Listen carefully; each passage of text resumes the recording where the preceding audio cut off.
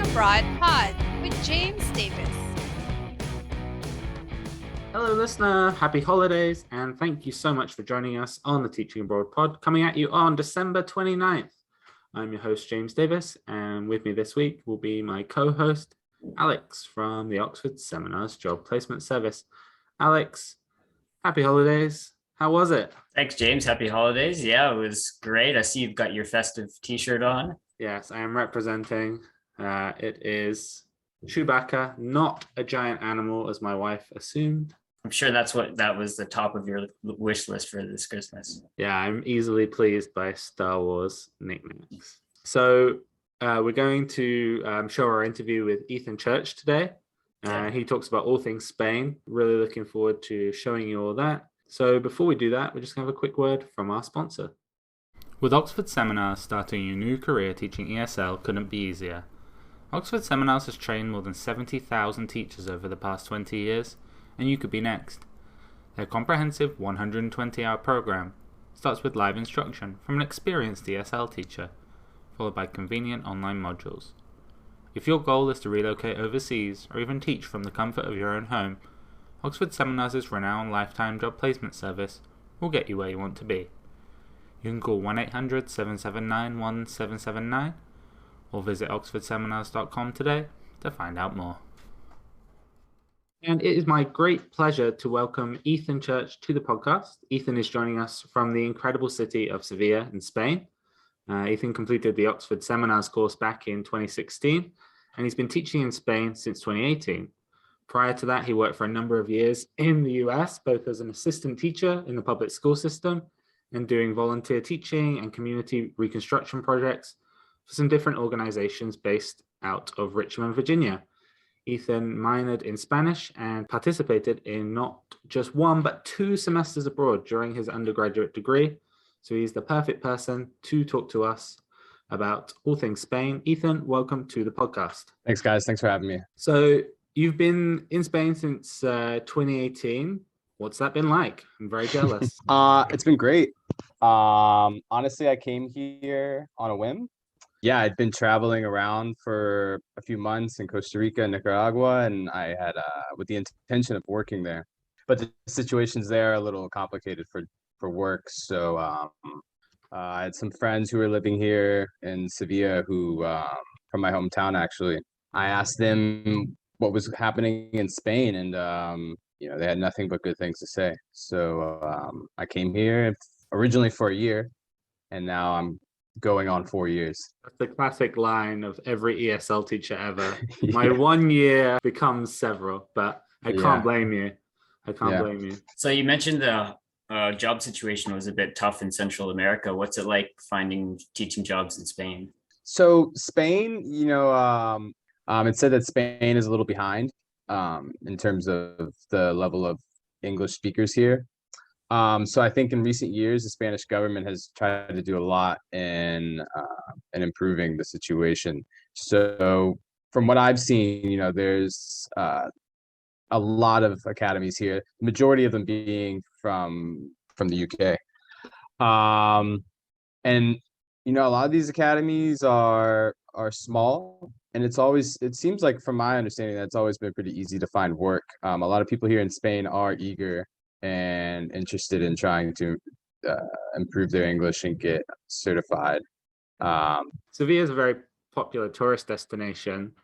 So is that kind of the focus of your teaching, is helping people get into the tourism industry, or help people become more employable in general? Yeah, that's a good question.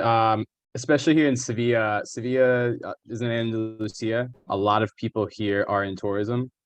I can't remember, maybe Spain's the second most toured country in Europe behind France. I can't remember exactly, but tourism's a big factor here. So a lot of people are in that sector.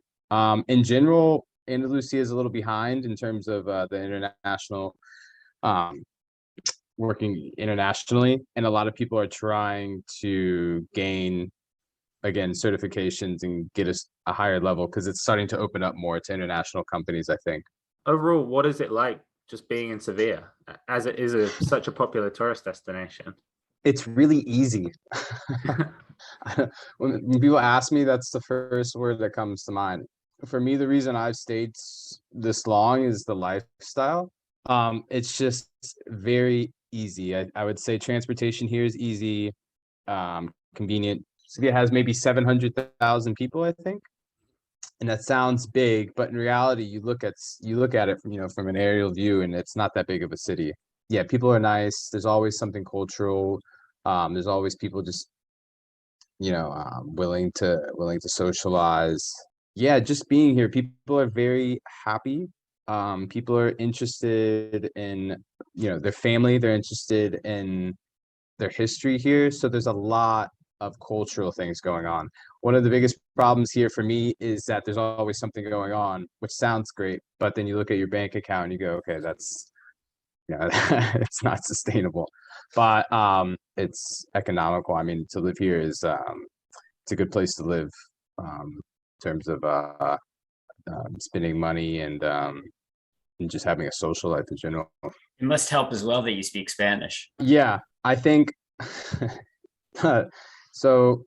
Andalusia is kind of famous, or maybe infamous, however you want to put it, for having a really strong accent. I learned Spanish a little before. I'd be lying if I said I had a high level when I came here. It helps. It helped a little bit, but I mean, it was definitely uh, a learning curve when I got here. Yeah.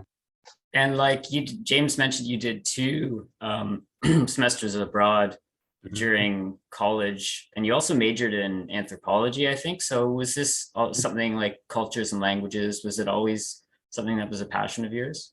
Yeah, I mean, one of the things I was trying to figure out, especially professionally, trying to figure out what I could do to work in a way that obviously, is in line with my interests, but also kind of is coherent in terms of what I'm doing. Um, I really wanted to speak Spanish better, or my level before was rough. I had those experiences abroad, and then I spent maybe 3 years without coming back, without really speaking much Spanish. And you lose that if you don't use it. So when I came here, it was important for me to make sure that I learned Spanish, but I learned it correctly and was able to use it. Those semesters abroad, were they in Spain too? No, one of them was in Mexico. Ooh. I did one in Mexico in Cuernavaca. It's like a town a little south of Mexico City. And then I came back and I kind of was hooked and said, okay, I'm going somewhere else. Really like being outside and the outdoors. And so I figured, okay, Chile is like an amazing place for that. So I went there, and then I did, so yeah, 2 semesters, one in Mexico and then one in Chile. You're the Yeah. second guest we've had on that's been to Chile. What was your time there like? I'll fight for Chile to the end of my life. Chile was awesome. That's what we I wanted had to hear. I didn't know anything about it really, except for through football or soccer. And then I came back and was like, I would live here.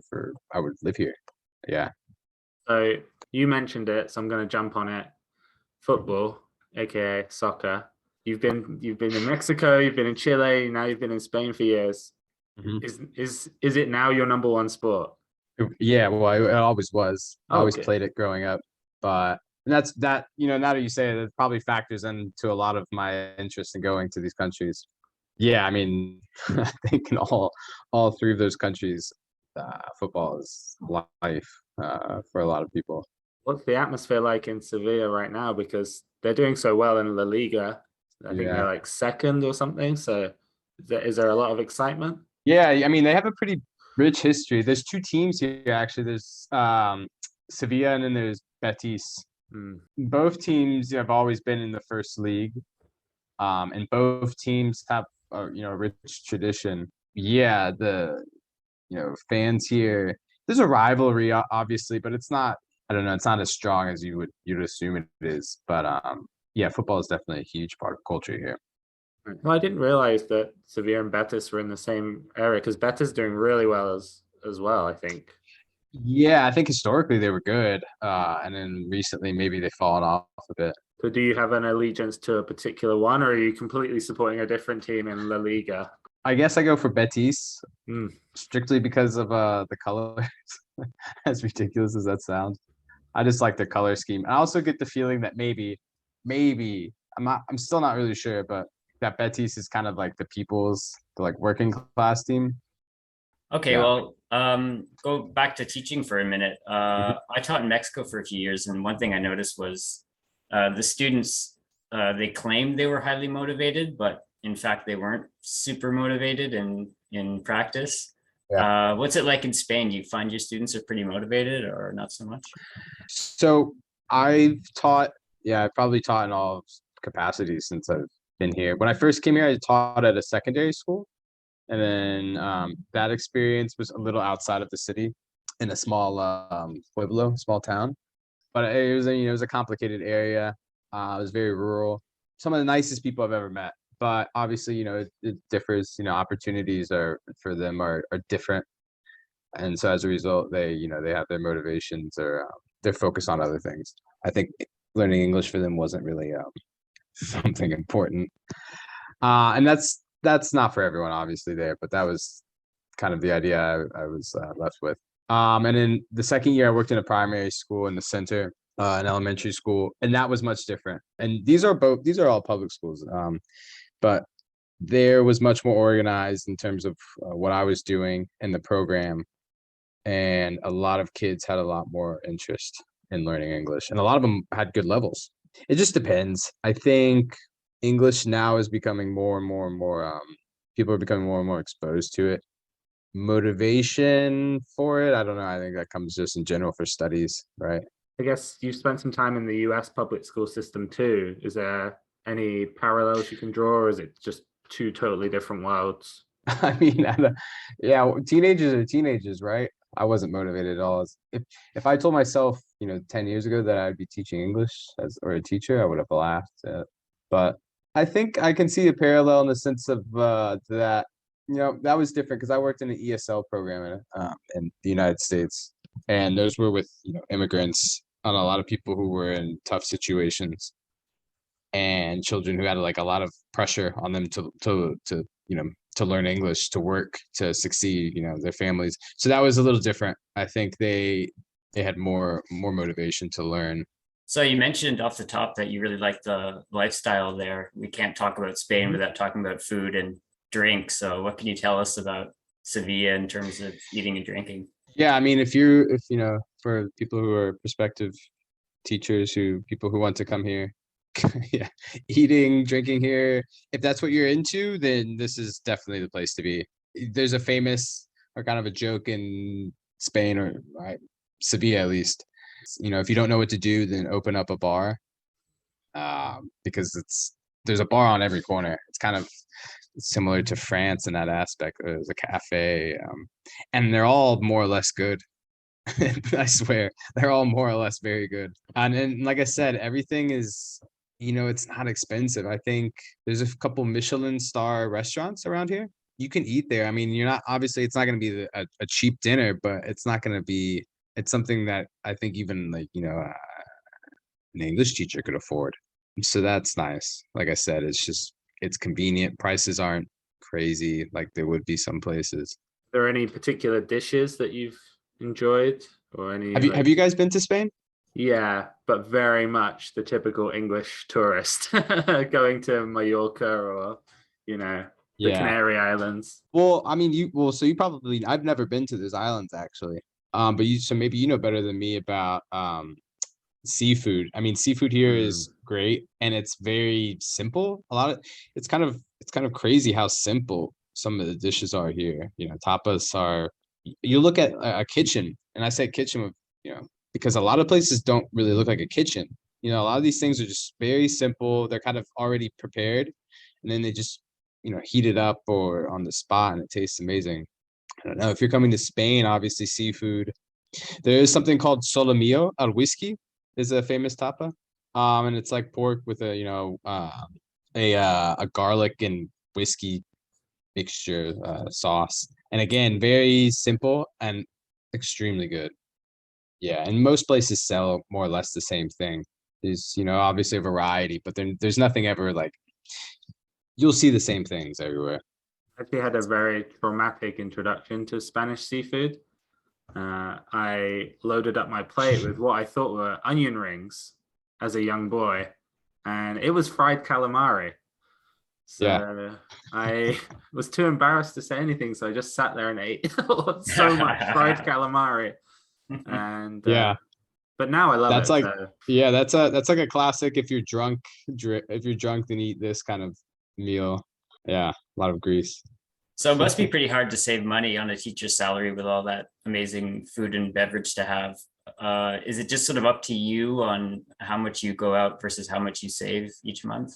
Yeah. I mean, and yeah, to be completely honest, people have more money in the north than they do in the south. So where I am, salaries are lower, prices are lower, cost of living is lower. But yeah, I think you can save money here.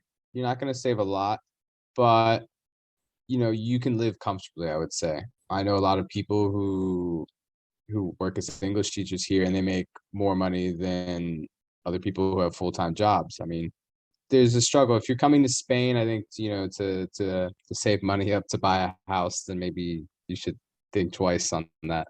But there's also a lot of opportunities. So you can work, you can always transition to from an academy is what I'm talking about. You can always transition to, maybe a private school.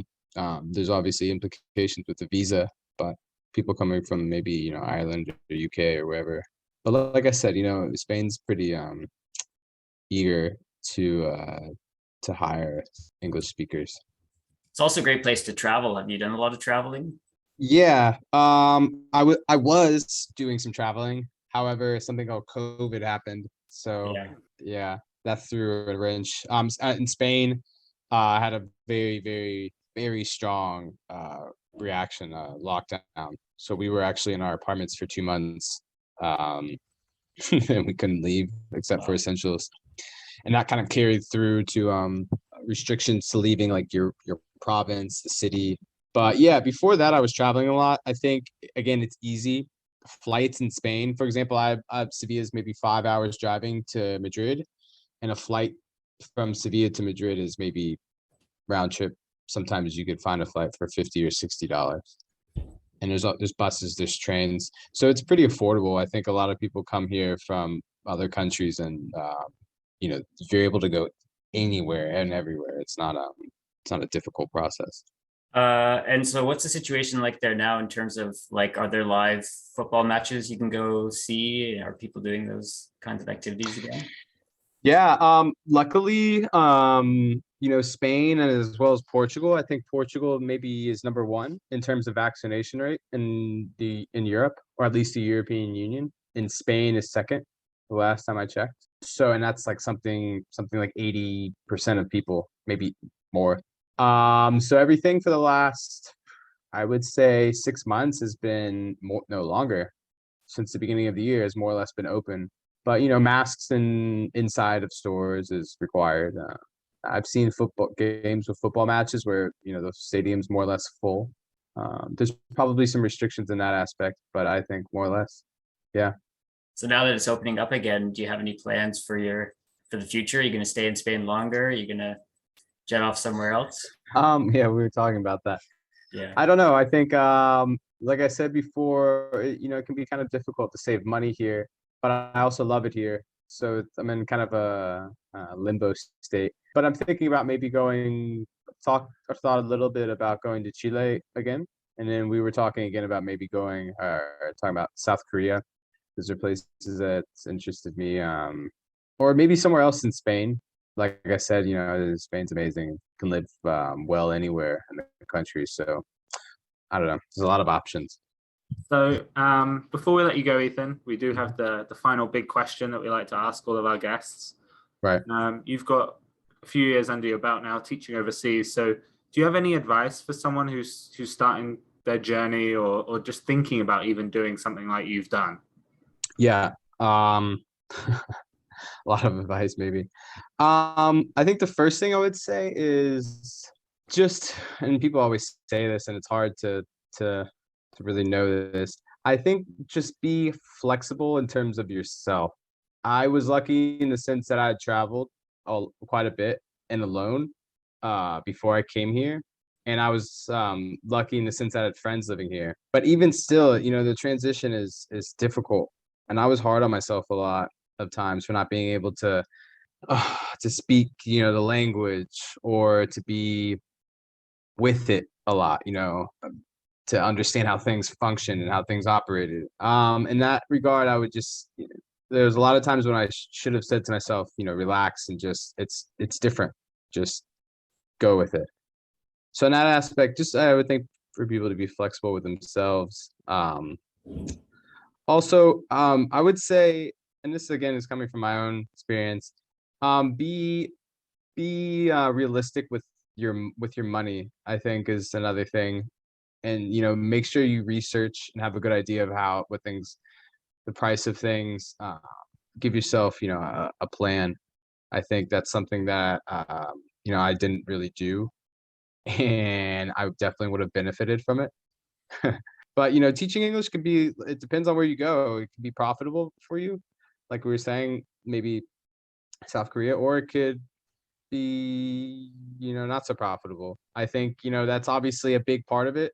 The most important thing though is the experience, culturally. That was my biggest motivation. So the money obviously was a motivation, but I think for me the trade-off was the cultural experience here. There's a lot of advice to give. I mean, also just practice teaching English a bit. That's something that I had some experience with, but I was caught off guard by some of the examinations people had to take, the processes. I wasn't familiar with that. So maybe if people are, whatever country they're going to become a little more familiar with, maybe something like Cambridge exams or Trinity, or there's a lot of exams. So maybe become more familiar with what's happening, or what people are going for in those countries. For me, that would have helped. So yeah. That's great. Well, thank you so much, Ethan, for taking the time to talk to us. We really appreciate it. And yeah, we'd love to catch up in the future, wherever that may be. Right on. Thank you, guys. I appreciate the time. You guys have a good day. You too. Thanks a All lot. the best. Take care. And thanks so much again to Ethan for taking the time to talk to us. And Alex, before I wrap things up today, do you have a JPS update for us? I don't have a JPS update for us, James, but what I know, shocking. But what I do have is a whole episode. So if you want a JPS update, go back and listen to episode 18 of the podcast, where we give our top 8 recommendations for destinations to teach in overseas for 2022. It's chock-a-block with good information. So that's what we're going to leave you with on this end of 2021, and looking forward to new opportunities for 2022. All right, I can live with that. I can live without the update, given the whole episode that you guys put together for us. So thanks again to Ethan. Thanks again to Alex. Thank you, listener, for tuning in to the Teaching Abroad pod. We'll be releasing new episodes every other Wednesday. If you enjoyed this episode, please be sure to like and subscribe and share it with your friends. Remember, you can find us on YouTube, Spotify, Apple Podcasts, Amazon Music, Stitcher, pretty much anywhere you can find a good podcast. If you have any ideas for us, anything you want to hear us talk about in an upcoming episode, leave them in the comments on YouTube. Send us a message at Oxford Seminars on Facebook, Instagram, or Twitter. Or failing that, you can email us at teachingabroadpod@oxfordseminars.com. Have a great rest of the year. See you soon.